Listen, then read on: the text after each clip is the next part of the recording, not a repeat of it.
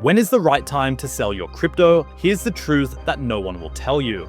We are definitely coming towards the end of this crypto bull run. Crypto has been in a steady bull run since 2022. It hasn't been a straight line up, but the gains have been undeniable. Bitcoin and Ethereum have hit fresh all-time highs, and most altcoins have multiplied several times off their lows. And if history is any guide, every crypto cycle has lasted about 4 years. Now that we're deep into year 4, one thing is clear: we're much closer to the end of this cycle than the beginning. That raises the big question: when should you sell your crypto? How do you actually take profit? In a perfect world, the answer would be simple: you never sell. You just hold forever, ride multiple cycles, and watch your wealth compound endlessly. But we don't live in that world.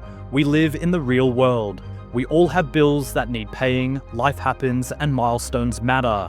Whether it's taking a holiday, getting married, raising kids, or buying a house, those things all cost money, which means at some point you'll need to take profit. So this video will be your ultimate guide to profit taking in crypto, and why learning this skill could be the difference between walking away with life-changing gains or watching your portfolio crash back to zero. Because taking profit is where most people fail. Too many newcomers watch their portfolios pump only to give it all back because they didn't know when or how to take profit. From NFT collectors in 2021 who saw hundreds of thousands evaporate overnight, to traders who rode Bitcoin from $60,000 back down to $30,000. The stories are everywhere. In this video, I'll show you exactly how to avoid that fate. We'll break down what taking profit really means, the proven strategies you can use, what currencies you should convert into, and the hidden killers like fees and taxes that can eat your gains. By the end, you'll know how to lock in profits the right way and walk away a winner no matter what the market does next.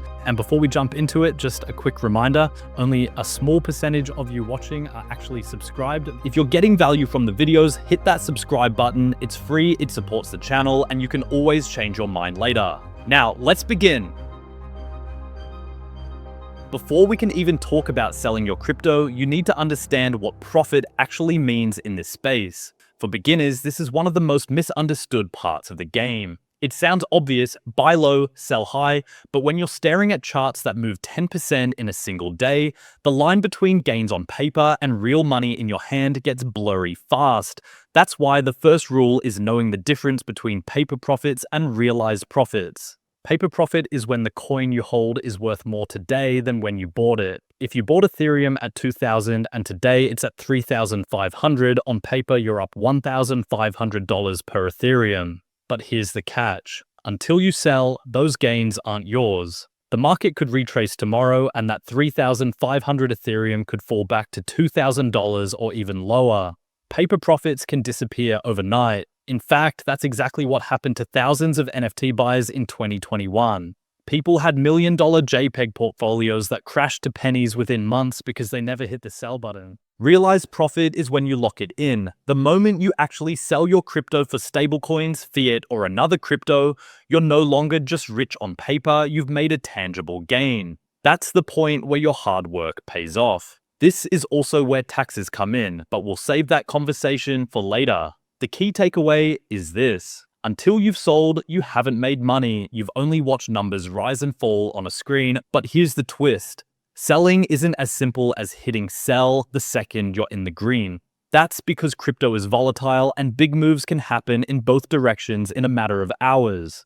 Anyone who's been through multiple cycles will tell you the same story. They watched their coins go up, they held a little longer thinking the top wasn't in yet, and before they knew it, their gains evaporated. Timing the exact top is impossible. Even seasoned traders who spend their lives staring at charts can't do it consistently. That's why beginners need to start with a mindset shift. Your goal isn't to sell at the exact peak, it's to come away with profit, period. If you bought Bitcoin at $30,000 and sold at $90,000, do you really care if the price later ran to $120,000? You still tripled your money. Regret only shows up when you get greedy and refuse to sell, because greed keeps you riding the wave until it crashes. And this isn't unique to crypto. In the stock market, people who bought Amazon in the dot-com boom saw their shares rise massively, then crash 90% when the bubble burst. The few who took profit on the way up had cash to reinvest when the dust settled. The lesson is universal: profit only matters when you realize it. So when beginners ask, when should I sell? The honest answer is when the profit in your hand makes a meaningful difference to you. It could be when you double your money, when you recover your initial investment, or when you hit a financial target like paying off debt. The right answer isn't about the market, it's about you. Now that we've defined what profit means, let's go deeper into how to actually apply this knowledge in practice. Because understanding the concept is one thing, but knowing when to pull the trigger is another. Here's the part most people skip, and it's the reason they struggle to sell. They buy coins with no plan. They jump into meme coins because it's trending, or they ape into Solana because it's pumping, but they never define what success looks like. If you don't know your exit strategy before you buy, you'll always be reacting to emotions, fear of missing out on more gains, or fear of losing everything if the market dips. Setting goals means asking yourself some simple but powerful questions. What am I investing for? Is this a long-term hold I plan to sell in 5 years, or is this a short-term play where I'd be happy doubling my money in a few months? Am I trying to pay off a credit card, buy a car, or build long-term wealth? Each answer leads to a different selling strategy. For example, if your goal is to pay off debt, you don't need to wait until your coin hits the moon. The moment your profit matches the debt you want to eliminate, you've hit your target. If your goal is long-term wealth, then maybe you're willing to ride the waves for years, taking small profits along the way but keeping most of your capital invested. This is where dollar figures matter more than percentages. Beginners love saying, "I'm up 200%. But what does that mean in real life? If you invested 200 and now you're at 600, that 200% sounds great, but it's only $400. That might buy you a new phone, but it won't change your life. On the other hand, if you put in 10,000 and now you're at $30,000, taking profit could mean clearing a student loan or putting a down payment on a house. Goals should be tied to your actual life, not just numbers on a screen. Let's look at an example from Bitcoin history. In 2017, Bitcoin ran from under 1,000 to nearly 20,000 in a single year. Most newcomers held out for just a little higher, waiting for 25,000 or 50,000. When the crash came, many rode it all the way back down below 4,000. But the few who had set concrete goals and with the mindset of, "I'll sell half my stack at 10,000 and another half at 15,000, walked away with life-changing money even though they didn't sell the top. The psychology here can't be ignored. Markets are designed to prey on emotions. Fear and greed are the two forces that drive every chart you see. Setting goals before you buy is how you immunize yourself against those emotions. It's how you turn a volatile gamble into a structured plan. Now, the big question, how do you actually know when to execute these goals? That's where we transition into strategies, risk management, and timing tools. But remember, none of that works if you don't know what you're aiming for.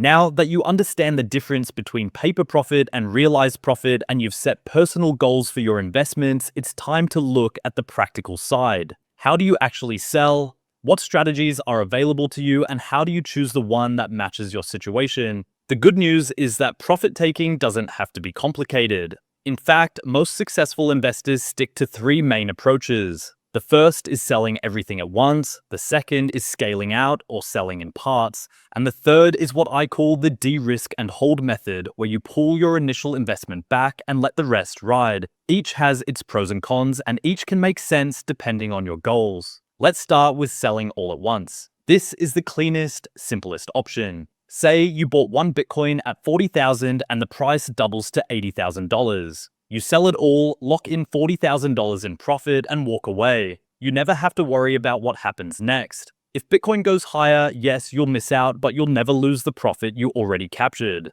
Beginners often underestimate how important peace of mind can be. Sometimes, walking away with guaranteed gains is worth more than the potential upside you might miss. But there's a downside. If the market keeps rallying, you're out of the game. Selling too early is one of the most painful feelings in crypto. Imagine selling Ethereum at 2,000 in late 2020, thinking you'd made a huge win only to watch it hit 4,000 just months later. That regret can burn. That's where the second strategy, scaling out, gives you a middle ground. Scaling out means selling in stages as the price rises. Using the same Bitcoin example, maybe you sell a quarter at 80,000, another quarter at 90,000, and the rest at 100,000. This way, you're gradually locking in profit while still leaving room to capture further gains if the rally continues. The math adds up fast. By the time you've sold your final chunk at the higher levels, you often end up with more profit overall than if you'd sold everything earlier. The catch with scaling out is patience and discipline. You need to set your price levels in advance or at least stick to a framework instead of chasing hype in the moment. If you panic sell too early or get greedy and never sell at all, the strategy breaks down. But if you can stick to the plan, scaling out is one of the most balanced ways to approach crypto profits. Finally, there's de-risk and hold. This is my personal favorite for long-term investors. The idea is simple: you sell enough to pull out your initial investment and then you let the rest ride. If you bought Bitcoin at 40,000 and it doubles to 80,000, you sell half, recovering your 40,000. Now you've got your original money back and the remaining half Bitcoin is pure profit. Even if it goes to zero, you've broken even. If it keeps rising, you're riding the upside with house money. This approach is powerful for beginners because it eliminates fear. You no longer worry about losing everything because you've already secured your base capital. What's left is essentially a free ticket to the upside. Many seasoned crypto investors swear by this method because it gives them long-term exposure while still managing risk. So which one is best? It depends on your goals. If you want simplicity, selling all at once locks in guaranteed wins. If you want to balance safety with growth, scaling out is your friend. And if you want long-term exposure with no downside risk, de-risk and hold is the way to go. The most important thing is consistency. Whichever method you choose, stick to it. Don't second-guess yourself in the heat of the moment. Now let's talk about the hardest part of all: your own emotions. Crypto profit taking isn't just about numbers, it's about psychology. This is where beginners get wrecked, not because they don't know the strategies, but because they can't control themselves when the market gets wild. The first emotion is greed. Greed whispers is that the market will always go higher. It tells you not to sell because this is only the beginning. It tricks you into holding longer than you should, even when you've hit your goals. Greed is why countless traders in 2017 ignored Bitcoin at 10,000, 15,000, even 19,000, always waiting for 25,000. They rode it all the way back down to 3K because they thought they were smarter than the market. The second emotion is fear. Fear shows up when the market dips. You see red candles and suddenly feel the urge to panic sell even though you're still up overall. This is how people sabotage themselves, selling early during normal corrections, only to watch the market bounce back and rally higher without them. Controlling these emotions takes discipline, and discipline comes from having a plan. This is why those profit-taking strategies matter so much. If you've already decided, I'll sell half at 50,000 and the rest at 70,000, then when Bitcoin hits 60,000, you don't have to think. You just follow the plan. The less you rely on emotions, the better your outcomes will be. Another key to managing psychology is perspective. Don't focus on what you missed, focus on what you gained. If you made $5,000 in profit, that's money you didn't have before. It doesn't matter if the coin went even higher after you sold. Chasing the top is a game you can't win.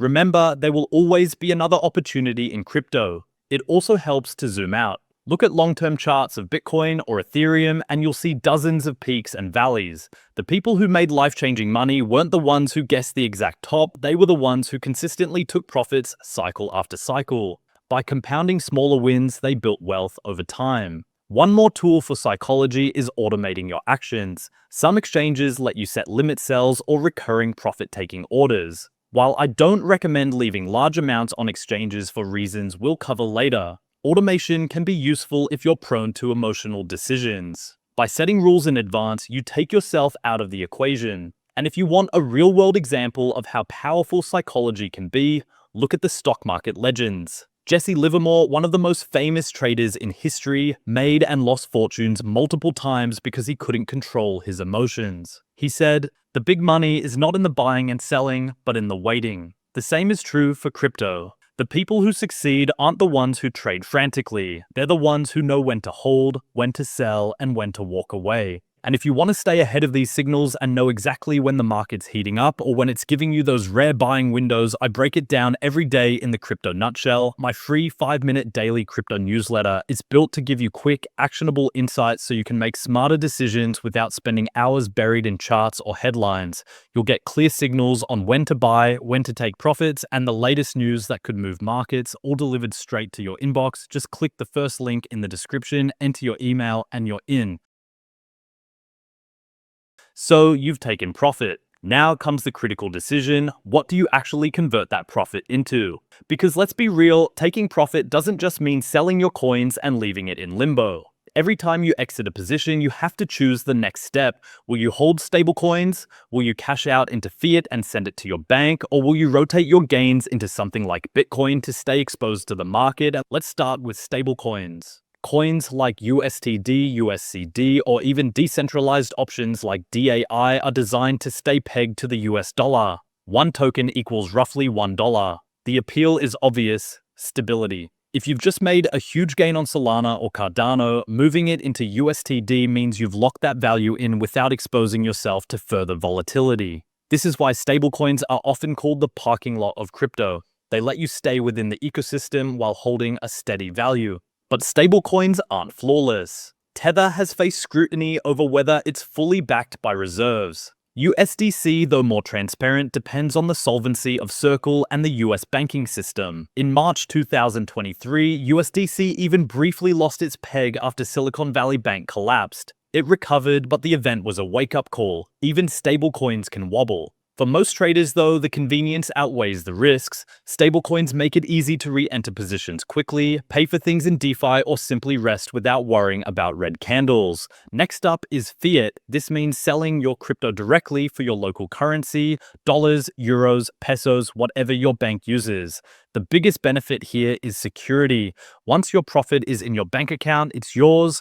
You can pay bills, buy a car, clear debt, or fund your lifestyle without worrying about market swings. Cashing out into fiat is the cleanest way to realize your gains.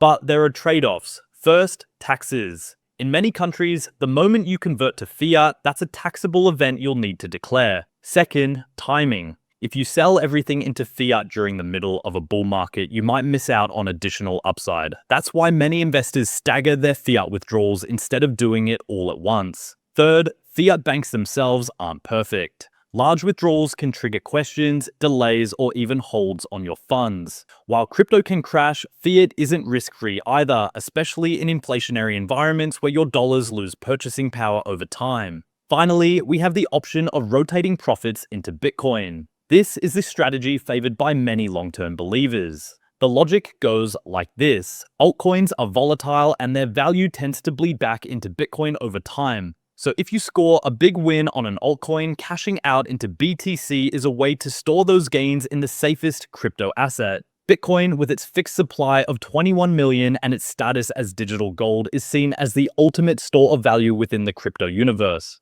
The downside, of course, is that Bitcoin isn't immune to volatility. If the entire market crashes, your BTC will fall too, just not usually as hard as the altcoins. Still, many investors prefer to grow their Bitcoin stack over cycles, even if that means riding through downturns, because they believe in the long-term trajectory of the asset. So how do you decide? If your priority is stability and easy re-entry, stablecoins are the way. If your goal is to spend or secure your gains outside the crypto world, fiat is the answer. And if you're a believer who wants long-term exposure, Bitcoin is the ultimate destination. The right choice depends on your goals, your risk tolerance, and your timeline. Let's break this down with practical examples. Say you've just doubled your money on Ethereum and you're sitting on 20,000 in profit. If you convert it into USDT, you now have 20,000 safe from market swings sitting in your wallet, ready to deploy back into crypto whenever you want. Maybe you're waiting for a dip to re-enter, or maybe you'll park it in a DeFi protocol to earn yield. This is a great strategy if you're still active in the space and want flexibility. If instead you decide to cash out into fiat, that $20,000 goes straight to your bank account. Suddenly, it's not just crypto money, it's money you can use to pay rent for a year, clear credit card debt, or buy something you've been saving for. The psychological shift here is huge. Watching numbers rise on a screen is exciting, but holding the actual cash in your hands makes it real. For many beginners, the first time they move profit from an exchange to their bank is the moment they truly feel the reward of their investment. Now, suppose you're a Bitcoin maximalist. You take that 20,000 profit and convert it into BTC. Why? Because your goal isn't just short-term profit, it's stacking sats for the long haul. Maybe you believe Bitcoin is heading to 500,000 or 1 million in the next decade. By rotating your gains into BTC, you're compounding your long-term position while avoiding the risks of weaker altcoins. Each path comes with its own risks and rewards. Stablecoins offer liquidity but depend on trust in issuers. Fiat offers security but takes you out of the game. Bitcoin offers long-term potential but exposes you to market cycles. The trick is you don't have to choose just one. Many investors use a mix, for example, cashing out a portion into fiat to cover real-world expenses, holding a portion in stablecoins for future trades, and stacking the rest into Bitcoin for the long run. And this isn't just theory. Look at how professional investors diversify. Venture capitalists don't sell every winning investment into cash. They roll some profits into safer bets, keep some dry powder for the next opportunity, and pay themselves along the way. You can apply the same logic to crypto. Diversify your exits and you won't be forced into a corner when the market shifts. Another factor to consider is fees. Stablecoin conversions are usually cheap, especially on low-fee blockchains like Solana or Polygon. Fiat conversions, depending on the exchange, can come with withdrawal limits or percentage-based fees. Bitcoin conversions often involve network fees that spike during times of congestion. Knowing these costs in advance helps you plan your exits more strategically. One more angle that beginners often forget: inflation. If you live in a country where inflation is high, keeping profits in local fiat might actually erode your wealth faster than keeping it in stablecoins or Bitcoin. For example, if your currency loses 20% of its purchasing power in a year, holding fiat isn't really safe, it's quietly draining your profit. This is why in countries like Argentina or Turkey, many crypto investors prefer stablecoins over local cash. The bottom line is this: there's no universal best option. What matters is aligning your conversion strategy with your life goals. If you need money now, go fiat. If you want to trade again soon, go stablecoins. If you're stacking for the future, go Bitcoin. The worst mistake is not deciding at all and leaving your profits stranded, vulnerable to market swings or exchange failures. Taking profit feels amazing until you realize you're not walking away with as much as you thought. That's because every time you sell, swap, or cash out, there are hidden costs in the system that quietly eat into your gains. Beginners often ignore this until it's too late, but if you want to keep more of what you've earned, you have to master the reality of fees and taxes. Let's start with blockchain fees. Every time you move crypto on-chain, you're paying for network usage. On Ethereum, this is called gas. During bull runs, when everyone is trying to swap tokens or move money at once, gas fees can skyrocket. In 2021, it wasn't unusual to see single Ethereum transactions cost $100 or even $200. Imagine selling $500 worth of Ethereum only to give up nearly half to the network. That's a rookie mistake. Compare that with Solana or Polygon, where fees are just a few cents, and you see why chain choice matters. Smart profit takers know when to move their assets to low-fee blockchains before the mania begins. Then you have exchange fees. Platforms like Coinbase, Binance, and Kraken take a cut every time you trade. Maker-taker models typically range from 0.1% to 1.5% depending on your account level and volume. It doesn't sound like much, but on large transactions, it adds up quickly. If you're moving 50,000, a 1% fee is already 500 gone instantly. Some investors even spread their sells across multiple platforms just to find the lowest rates, especially during volatile periods when spreads widen. Another sneaky cost is slippage. This happens when the price of your crypto changes between the time you place your order and when it executes. In highly volatile moments, like Bitcoin ripping $2,000 in an hour, you might sell lower than you intended or buy higher. For retail investors with smaller amounts, this may not matter much, but for larger positions, slippage can eat thousands. Using limit orders instead of market orders is one way to fight this, though it comes with the risk of not filling if the market moves too fast. And then there are taxes. This is the part nobody wants to talk about, but ignoring it can ruin you. In the United States, every sale or swap of crypto is considered a taxable event. That means even if you never cash out to fiat, just swapping ETH into USDT triggers capital gains tax if you sold for more than you bought. Short-term capital gains for coins held under a year are taxed at your regular income rate, which can be as high as 37%. Long-term gains for coins held over a year get more favorable rates, usually 15% or 20%. Other countries vary. Germany, for example, exempts gains if you hold over a year, while places like the Philippines and India have their own strict tax frameworks. The key is documentation. Every trade, every swap, every cash out needs to be tracked. If you're not keeping records, you could end up in trouble with your tax authority. Services like Coinly, coin tracking, or token tax exist because of how complex this gets. They plug into your wallets and exchanges to generate reports. Beginners often think they can get away with hiding their trades, but governments worldwide are getting stricter. Exchanges share data with regulators. If you've taken profit, assume the taxman knows. Here's the mindset shift. Taxes mean you made money. If you owe capital gains, it's because you profited. That's not a bad thing, it's the cost of winning. The real mistake is not preparing for it, spending your entire profit and then panicking when the bill arrives. Smart investors set aside a percentage of their gains in advance, just like withholding in a paycheck. That way, when tax season comes, they're ready. Fees and taxes may not be glamorous, but they're as much a part of profit taking as hitting sell. Ignore them and you'll watch your hard-earned wins shrink. Master them and you'll walk away with more in your pocket than the average trader ever sees.